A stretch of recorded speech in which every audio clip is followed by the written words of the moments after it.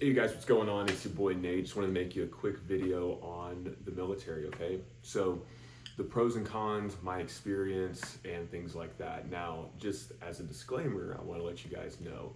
So everybody's going to have different experiences in the military, okay? Your family, friends.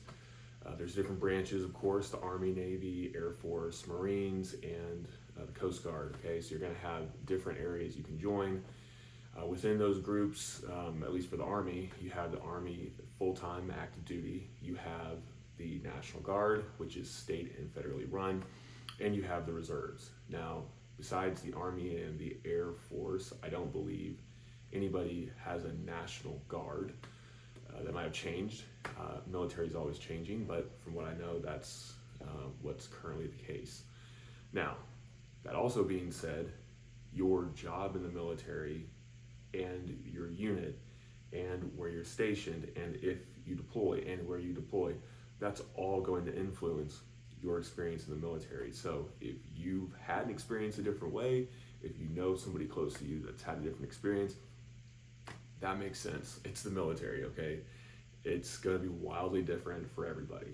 Now, that being said, there are some things, I'm just going to kind of take it from the top, just overall my experience, and then some pros and cons, and just some insights into what I would do. Now, I also want to let you guys know at the time of making this video, I'm currently trying to enlist a second time. Now, I have my college degree, I have a lot of work experience and things under my belt, but I personally just feel called to enlist again, and I'm going to go into that a little bit as well towards the end of the video. Now, when I first joined the military, I was 18 years old. Okay, so I did a lot of research on the branches. I thought the Army was the coolest one of them all. For whatever reason, I just thought that that was the best fit for me, and it ended up being the case. Now, when I first joined, I didn't really understand how the process worked signing up. So I did a lot of research. My other big goal at the time was to go to school and get a degree. So I wanted to have, I didn't have any money for school, so I wanted to find the branch of the military, wanted to find the component that was going to give me the most benefits. And at the time, the National Guard seemed like the best option, especially for being in the military and going to school. So I got to do a little bit of everything of what I wanted. I always wanted to join the military, I wanted to go to college, and so I got to do those things. Now, when I was initially signing up, so back then, and I think it's still the same now, the National Guard has its own recruiting station. So it's kind of neat. They're actually run a little bit differently than the Army and the Army Reserves. National Guard is federally and state run. And so I actually had to go to a National Guard recruiting office, which has since closed down in the area that I first signed up in. But the recruiting station, everybody there was really chill. I know people have had different experiences with recruiters. My recruiter was pretty awesome. I mean, he told me the straight up truth on essentially everything. He told me, he's like, yeah, man, the only thing he said that was a little out there was that the only time I would really deploy is if World War III broke out. Well, as I found out a little bit later, that wasn't really the case. So initially when I joined, I had to take this like pre-screen ASVAB at the recruiting station. I did fairly well. At that point, I was out of school for about a year. Graduated high school at 17 and a half. So I graduated a little bit early. I just worked, and then I ended up joining the military when I was about 18 and a half. And so I'd done my research. I went to the recruiting station. I took the pre-screen. I scored pretty well. I think that the testing for the military has changed a little bit, at least for the Army. So the ASVAB, I believe it applies to all the branches, but now they have something called the PICAT. That might be the new testing. And so I don't really know how that works, but ASVAB, guys, is pretty simple. Again, I was out of school for like almost a year at that point. I took this pre-screen test, and I studied maybe a couple weeks for it, if that, and then got a pretty good score. From what I know, when I look at all the jobs, I'm pretty sure I could get like 98, 90, let's just be conservative here, 95% of the jobs. I didn't see a job that I couldn't get with my scores. So now that makes it nice on the Army side, but if I wanted to join the Air Force, I'm pretty sure I'd have to get a higher score for a lot of jobs that I would want. So anyway, so after I got done with that test, basically the recruiter set up a time to go to MEPS, which is the military processing station. You have to go through all the medical checks. You have to get some paperwork done. You wake up early in the morning. You go the night before to a hotel. You get to eat. You get to meet some of the buddies, or just some people that you might see throughout MEPS. And really, unless you're active duty and shipping out very quickly, you're not really going to see a lot of those. In fact, I don't remember seeing anybody from MEPS ever again, especially being in the National Guard. Once I went to MEPS and actually shipped out for basic, there was a gap of like, goodness, I'm trying to think back now, about four-ish months. So there was a little bit of time.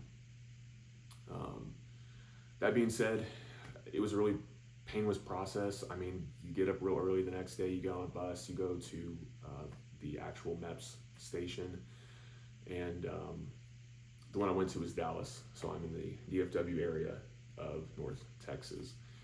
And yeah, you get there early, but it takes maybe 12 hours from beginning to end. I mean, it's an all-day event, but you're done in like, I think it's mid-afternoon, early evening, so it's not crazy. Now, if you have some medical conditions, if you need waivers and things like that, then it might take you a little bit longer. I know some people have to go back to MEPS depending on a couple of things. Now, MEPS was pretty chill. Once I actually got done with MEPS, I was in the National Guard program. I can't remember. I think it's called RSP, where like once a month I would go to these drills, which were just like a day or two at a local like National Guard armory. Basically, I would go there and then I would do PT. We would learn about different soldier things, like we'd learn the soldier's creed. We'd learn how to march a little bit. We would have an MRE. It kind of gets you acclimated, gets you an idea of what it's all like. And there was a really neat program at the time where, because I didn't really have anything special going in, I didn't have like an associate's or any college credits. They had a program where you could actually do these certain things, like basically you just check some boxes, your recruiter like checks some boxes, and you get to go in as a higher rank. So instead of going in as like a buck private or a fuzzy, an E1, I got to go in as an E2 because I completed this checklist. Like I had to know the soldier's creed, I had to know the phonetic alphabet, I had to know the ranks, officers and enlisted. A couple of other things I can't remember. It was pretty easy. But yeah, that was really chill. It was really fun. RSP was really great. Met a lot of, funny enough, I met some people in the National Guard who were like on like the recruiters, like the active Guard Reserve side, who I would actually see later on when I got to college, which was kind of funny. The Army is kind of small, especially if you get on like to the recruiting side. They end up going to a lot of the local like colleges and schools and everything, and so they're very involved in the local community. It's really cool to see that. And so anyway, 4 months later, shipped out for basic. Basic training, honestly, it was really fun. It sucked at times, it really did. When I got there, I was in reception. So reception's the worst part about really, for most people, their entire military career, because it's just basically once you get to your basic training station, before you don't just get off the bus and get your gear and then like the next day you start training. It's like, for most people, reception takes about 10 days, 2 weeks. It's pretty crazy. So what it is you basically get out of the bus, you get filed into these rooms. And when I got there initially, goodness, because I remember flying from DFW airport, taking a short flight to Oklahoma, which I thought was funny because it's so close, but that's just how the Army did it. We took a short flight, then we took a bus, we got to the basic training station, and then we actually started the reception process. And it was late at night. It was probably like 11 by the time we actually got there. Shuffled into these rooms. It's hot because I went in August, and so it was hot, it was muggy. And I grew up in North Texas. I know what hot and muggy is, but Oklahoma is like a different type of hot and muggy. It's a little bit cooler, the overall temperatures, but the humidity is insane. So anyway, we were shuffled into these rooms like sardines, like little buildings. Like, it's kind of hard to explain if you haven't been, but like little cabins, almost like little mobile home structures. And I remember just being like, literally like you're filed around, so it's like you're zigzagging, and the military hates this term, but you're like nut to butt. I mean, you are pressed up like sardines against the guy in front of you, the guy behind you. It's crazy. A lot of guys, like, you find this out the hard way, they don't believe in personal hygiene and deodorant, and a lot of these dudes smelled, and man, it was tough. So anyway, you're going through all these different stations, and then you're basically filed into these other rooms where you're just signing paperwork. I mean, you're standing in lines. It seemed like, I mean, you'd have like maybe 200 people, maybe more, waiting to sign paperwork. Like, I don't even remember what I was signing. It was just like saying you're here. It was saying that these records are correct. It was saying, it was insane. And this process would literally go over the span of like 10 days.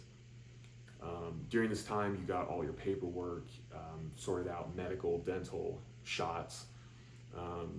They verified 1,000 times your social was correct. That, I think my birth certificate, if I had it, I don't think I brought it then, but I remember my social, I used that everywhere.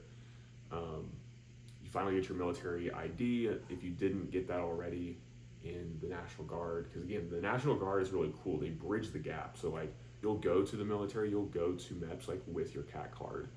You get your CAT card before you go to basic training. So it's really cool.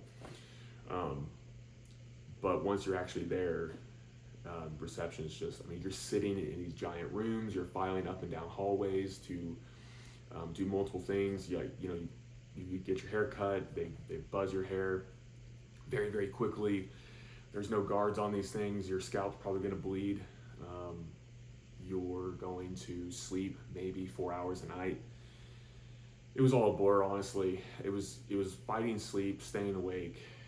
The only thing you're allowed, I don't know if it's changed now, but in 2016, we weren't allowed phones. So you don't get to sit around on your phones. You get 3 meals a day. I'm pretty sure, I think we got 2 hot meals a day. We got hot breakfast and then hot dinner. So we got to actually go to the cafeteria, the DPAC, which I think has changed names as well. It's crazy, the military's always changing. But and then I think at lunch we had an MRE most of the time. And we would just, all day, like, you just sit out and you read this little blue book, which had all the rank, you had all the different, you had, I think, a little bit of tactics in there. You had some marching instructions, some other things, like a lot of AR 670-1, which is the military dress and uniform standards and appearance standards. It was a nightmare. Now, it's kind of funny looking back, because I remember, you always have the classic story, like you're sitting there and your battle buddy, the person sitting next to you, everything's very orderly too. So like, you can't have any gaps in your seats. If somebody gets up and walks or gets called, you have to like get up and file down and sit in that seat.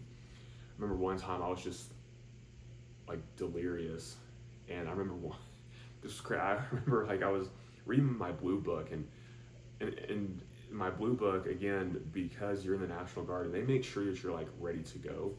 A lot of this was just stuff like I already knew, and I ended up just like cementing a lot of that into my memory. But I remember reading this blue book, and I was so sleep deprived. I think I had fire guard the night before, and I got maybe a couple hours of sleep, and I was out of it. And I remember tapping this blue book at one point like it was my phone, like hallucinating like it was my phone at one point. remember going. That was one of the times I'm like, what did I get myself into? And so you have the classic stories. I had a guy sitting next to me, and I guess he fell asleep. And one of the drill sergeants, because you are around drill sergeants at reception, came up and he's like, why'd you let your battle buddy fall asleep? I was like, oh, drill sergeant, I had no idea. And he's like, no big deal. And he goes up to the guy. I was like, well, why is he so chill with me? He goes up to the guy, and he gets like right up in his ear. I can't remember. It's been so long. I can't remember if he was either really quiet or if he just screamed. But the guy like woke up and he's like, oh my gosh. And yeah, it was good times. And I remember that drill sergeant like put the fear of God in me. He's like, don't ever let your battle buddy fall asleep again. I'm like, okay. He was just super chill with me for no reason. And just a lot of mind games. And then you finally get to basic training. Like, you get all your gear. You get most of your gear, most of your dress uniforms, all of your clothing. You actually go to basic training. I went to Fort Sill, Oklahoma. And so we were split up into batteries. So it's about 200 people. My battery, my platoon, this tells you how far removed I've been from the military. So my platoon, so we were, Delta Battery. Yes, that's what it was. Because it was all backwards at Fort Sill. So we were Delta Battery, and I was in 4th platoon. Because my last name starts with a T. So we're split up. We poured out all our gear. They're making sure we have everything, making sure we have all of our things on the packing list and all that stuff. And that's when you just start, man. And then like the first, honestly, I'm be real with you guys. So it's split up into 3 phases. You have your red, white, and blue phase. At least that's how it was when I went. And I really don't remember the first 2 weeks of basic training. I don't remember red phase at all. I remember a lot of it, especially the first few days, was just sitting in these classrooms like all day. You have to go through all this mandatory Army PowerPoint training, and you just sit there and you try not to fall asleep, because if you do, everybody's getting smoked. Tons of push-ups. You're told about your battery. You're told about your drill sergeants. You're told about all these different things. You're told a lot more about how the Army itself works. And it was tough. I mean, really at that point, it's just like, it was mental, right? Like, you get smoked all the time because it's red phase, you're brand new. And they told us, one of the interesting things that they told us was like, yeah, this battery that you guys are in has one of the highest like washout rates. And I was like, what? I just thought like everybody, like they want everybody to pass. And of course, everybody's got stories about how their basic training's the hardest and all this stuff. But when I went, it was fun. I think we had a washout rate of like, I think it was either like 7 to 8%, which really isn't a whole lot. But when you take like 200 people, by the end of our basic training cycle, I mean, we had close to about 20 people who did make it through. We had, in fact, in my platoon, we had a guy drop out like the second to last week because he just said, this isn't what I want to do. I don't want to be involved in this anymore. And he was a pretty good soldier, or at least he was a pretty good, recruit. He was pretty good at the PT test. He was good with his peers. He was good with everybody, but I think he just wanted to go back and live his life, and he didn't want to deal with it anymore. But guys, the quickest way through basic training is to just graduate and get through. If you stop, if you quit, you're going to have a little bit of relief. What I mean by that is you're not going to be smoked, and you're not going to have to go through a lot of the immediate BS that a lot of other people do.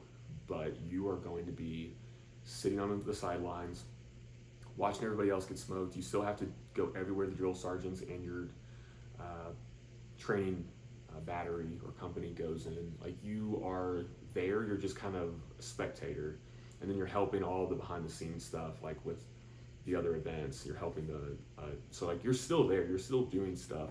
But a lot of people would do is they would get on like medical profiles, and the reason I kind of roll my eyes at that is a lot of people use that as like a cop out. And so they realized like if they could get on these medical profiles, they wouldn't have to do anything. They wouldn't have to do PT or anything. And so, guys, again, you don't want to be stuck in basic training. If anything, be stuck in your advanced individual training, the training that comes after, right? If you're going to be what we call shit bags, do it after. Like, do it after basic training, because you can get stuck. And if, again, I kind of skipped over this, but we had guys who even quit at reception. Don't quit in reception. That is a nightmare. There was a dude, I remember he did something really stupid and he broke his leg in reception. He had been there, I think he said, for like over a year. Like over a year. And what they would do is they would just like move these guys around with the new reception groups that came in, and then they would just kind of like chill off to the corner of the room and like kind of do their own thing, but like they were still there. And I'm like, this is like real life purgatory. Like I could not imagine being stuck. Like I think he even had a wife, maybe a kid. He was like, yeah, I just want to get back, like blah blah blah. I was like, dude, what in the world? Why would, like, it was just crazy. I'm like, I kind of feel bad for this guy, but knowing like some other things that he was saying, I'm like, I really don't like feel that bad for you. You're just an idiot. And guys, the military, you're gonna meet so many different people, like so many different people. You really have, if you're good with people, if you're good with everybody, if you don't hold like prejudices, if you're not racist and things like that, you're gonna love the military, because there's so many different people from so many different backgrounds across the nation. It's awesome. That was one of the best parts about it that I loved. And anyway, fast forward to basic training again. So red phase was kind of a bore. You get all of your tactical equipment. You get to do some obstacle courses. Again, this all changes with your cycle and like the Army and all that. I think we did the gas chamber. White phase was a lot of, I think white phase was a lot of just being at the range, guys. Like I remember being at the range for like 2 weeks. Then at the end, we did a lot of, we did like the Nick at Night. You know, you crawl through for us it was like gravel. It was like what I call like kitty litter. I mean, this stuff was like fine gravel. We didn't get to use our elbow pads or knee pads, so like our elbows and everything, like my knees and like arms were like bleeding at the end. Not crazy, but just like really shredded up. And that was fun. And then we had to do like our overnight camping. I call it camping. There was something with it. It was like some tactical thing. You get to pop up your light fighter, which is like a one-person tent. You have all your gear. You do fire guard at night. I remember the next day being exhausted. Still got the shredded up arms and everything. And then you go out to do your lanes, which is like buddy team live fire. And the military always does crawl, walk, run. So you're always going to start out doing something like easy and then get to the ultimate, like the hard stuff.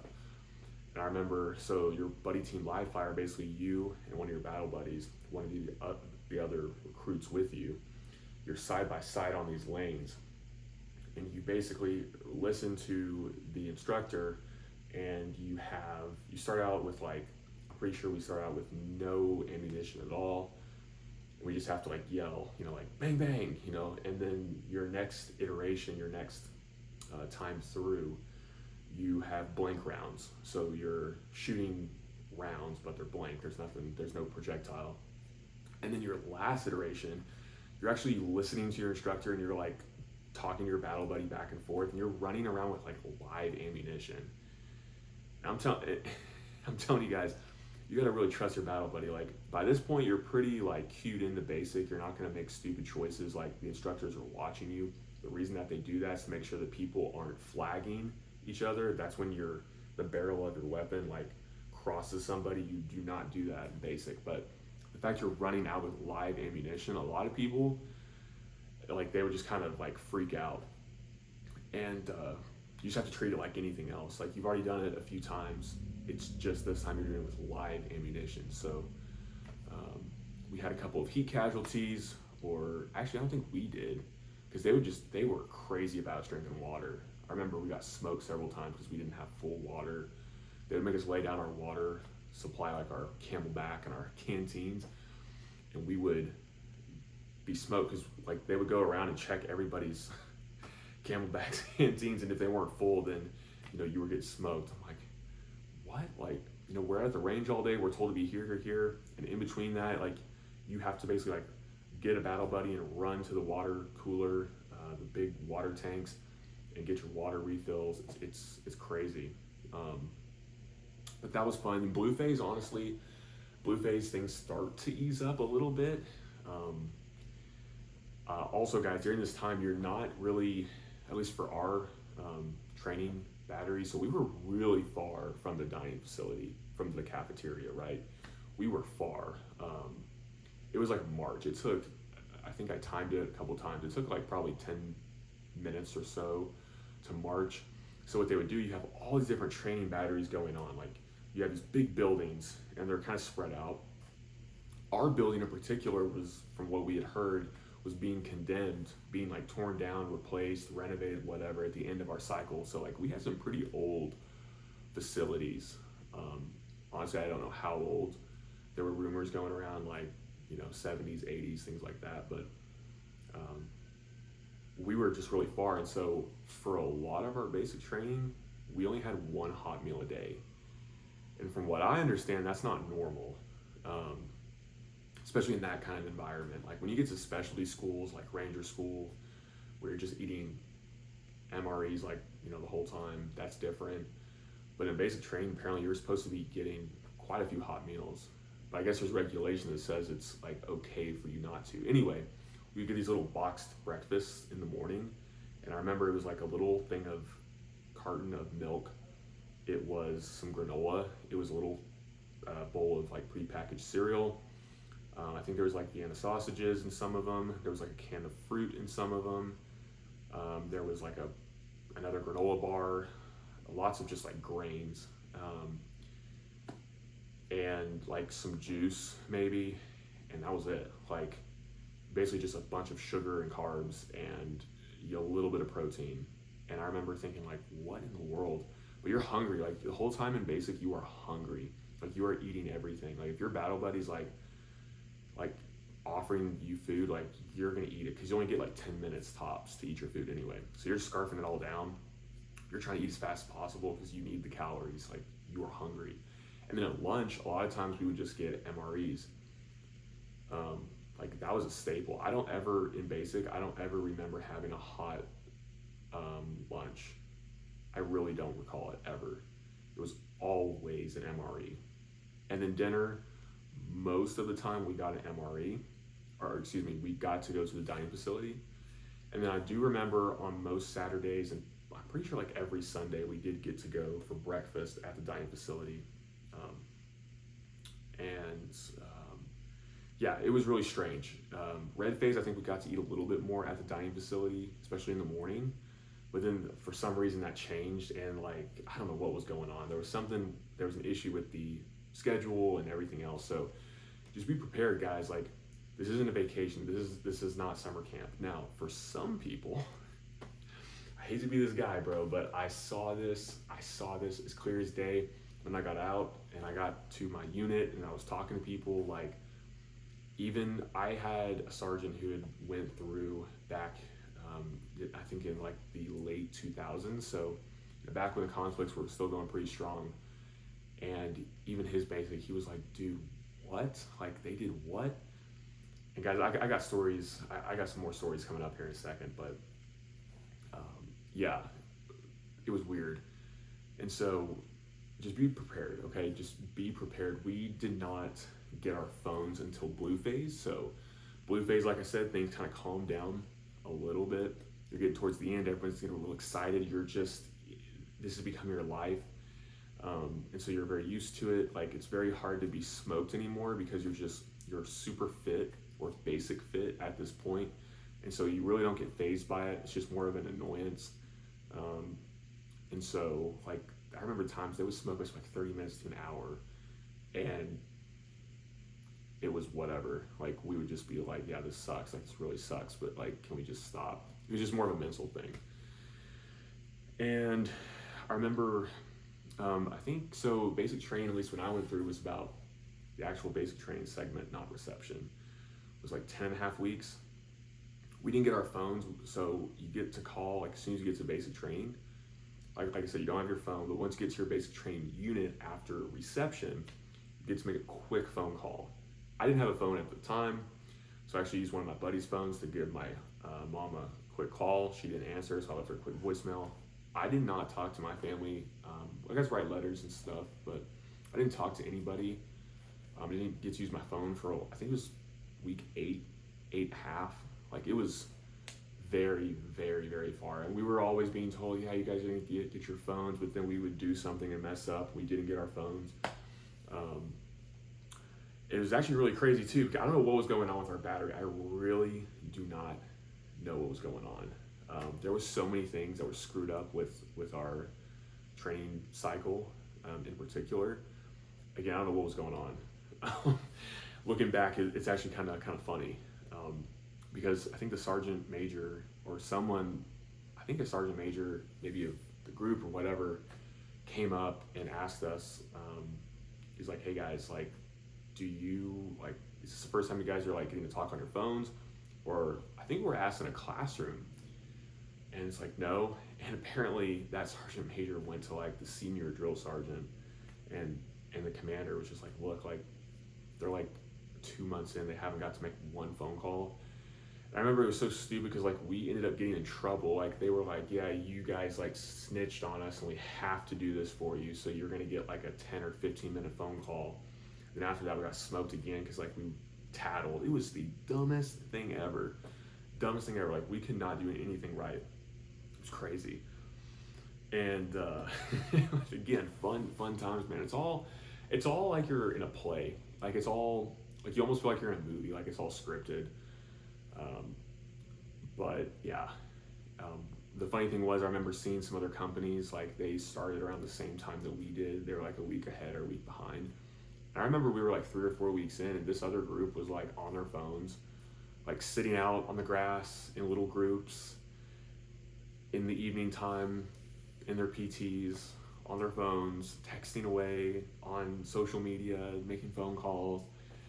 And somebody that was in my unit that I talked to, she actually told me, like, I think she was in one of those, we actually went to training on like the same day. We didn't see each other during the training the whole time, which was funny. But yeah, afterwards, we were talking about it, and she was in one of those groups. She's like, yeah, like, you know, at nighttime we got like these nutrition bars and these snacks. I'm like, what? And then she's like, yeah, you know, 3 or 4 weeks in, we got our phones, and like our drill sergeants were really cool. Like they were actually kind of neat, you know, especially after red phase, you know, everything was really chill. But I was like, dang, you know, that's pretty sweet. They ended up having heat casualties though. So when I was talking about being out at the range during the buddy team, like live fire, there was some heat casualties because this was like, I think at this point it was like mid-September. Yeah, early September. I'm trying to remember the time, but yeah, it was hot. It was really, really hot out there. That day in particular, there was like a few days or a week was very, very hot. They had some heat casualties, so that's why they were even crazier about drinking water. It was crazy. Anyway, into Blueface comes around, you do your final stuff. They didn't really care about us. It's supposed to be this big deal where you kind of have a little celebration. You know, you're supposed to have like a meal and all this stuff. And they're supposed to play like really cool music. We didn't get that. I'm trying to remember the Metallica song they played, but basically they butchered it because they played the beginning part where there's like no music, and as soon as the music, like the section of that song started, they just cut it, and then they just smoked us. And they're like, congratulations, you know, like you're in blue. No, you've like conquered the. I can't remember what it was called. It was like the final ruck march or something. Yay. And then you just get ready for reception, so you just end up doing a bunch of marching. At that point it really chills out. I think you have like a week left at this point. You're doing a lot of out processing, you're turning in your gear, you're cleaning it. One day we cleaned our rifles for like 6-7 hours. Thankfully at this point the weather was cooling down a bit, and so yeah, towards the end things were chilling out. You had to clean your barracks from top to bottom. Everything, everywhere you can imagine had to be clean, spotless, even though from what we were being told, they weren't even going to use it anymore. And so, yeah, it was nuts, guys. It's absolutely nuts. And that was basic, man. Like, we graduated, so they had family day, and then they had graduation. So your family came out, they did a little ceremony, they separated people into different groups, and I was the National Guard, so like active duty, they would give people, if they were really good, like a promotion. Some people got like a promotion, but if you were a National Guard, my drill sergeant, so the silver lining, the really neat thing through all this was one of my drill sergeants towards the end of our cycle, I remember she was looking at all of us, like we're all in like this big circle, and she's like, where's that soldier? He's the most disciplined soldier I've had in all my cycles, because drill sergeants are usually there for like 2 years and they train, quite a few cycles. She was at the end of hers, so I think we were her last one or second to last. And there was all these people, like, and you kind of all look the same because you're all like 18, 19-year-old males, and you're buzz cut, and just gonna be straight up with you, a lot of us are white. Just straight up. And so like she would find like this guy who kind of looked like me, and she was like, you, no, not you. And then it was like I was on the complete opposite side of her, and like people were saying like, who, drill sergeant? And like we finally narrowed it down. It's like Tittle. And I was like, what? And I thought this was like a joke. I was like, you gotta be kidding me. And she's like, you're the most disciplined soldier I've ever trained in my entire like cycle here. And I thought she hated my guts, especially when we first started that cycle. She just seemed, I think she was having some problems. I think her kid was sick at home or something, and like she just had it really rough. Because you gotta remember, drill sergeants, like, you think we have it rough, and you kind of do. A lot of these drill sergeants have families. A lot of these guys have to do duty, before and after like we are done. A lot of weekends away from home. They have to keep up with 50 soldiers plus, making sure that we're safe, we don't die or kill each other. Very little sleep. A lot of them are chugging monsters, even though you're not supposed to like show the recruits that you're drinking like monsters, or using dip and all this stuff. We actually had a drill sergeant who, he smoked us, and he told us like look at the ground, or like look in a different direction while he put a dip in, because the regulations said that they, he couldn't do that in front of us. He was really funny.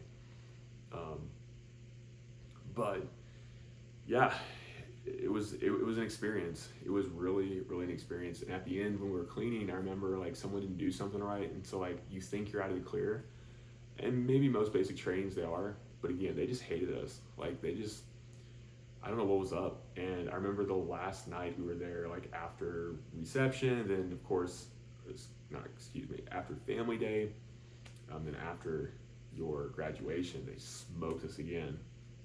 And it was like, dude, like what? Like why are you doing this? And it was just to keep you in that mindset, like you're in the Army now, and no matter what happens, like a lot of it's mental. No matter what happens, you have to be ready. It doesn't, like, don't think you're in the clear.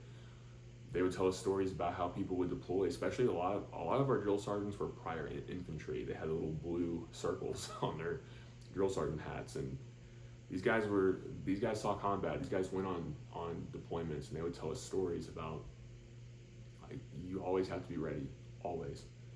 It could save your life. It could save your buddy's life, and so they really drilled that into us. Family day was cool. We got to go out, and my family took me to a little local diner. We went back to the hotel that they were staying in. My mom brought these like lemon bars. I ate like a whole tray. I felt extremely sick after, because your diet's pretty spot on. You're not eating really any sweets. And yeah, next day we graduated. I was on a plane to Arizona, where I did my training for AIT. And so that was my experience, guys, especially on the basic training side. I know this video is really long. I'm gonna make actually other parts for the other parts of my military career and what I did while I was in, but a lot of people really like to hear about basic training. And so I figured, might as well just let you guys know about how it all works. Everybody's a little bit different. And yeah, I remember one of the things too, I want to leave you guys with this. So a few of the stories in between all these little events. So I remember one day, Something happened. Drill sergeants came in the middle of the night. They were pissed. We poured out everything from our lockers, like literally everything, just poured it out. It was like a mess. And then they told us to go back to bed. And then we woke up really early, had to get it all back in our lockers by a certain time.